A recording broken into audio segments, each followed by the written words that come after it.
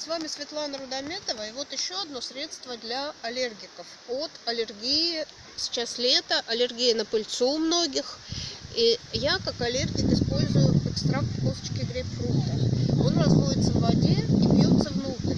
Еще одно у него есть применение, его можно развести в воде, брызгать в нос и брызгать в горло. Он будет снимать боли в горле, першение в горле, насморк будет убирать. Вообще очень полезная штучка, очень универсальная, безвредная и очень эффективная. Рекомендую тем, у кого аллергия летняя, его использовать. Всего вам доброго, до свидания.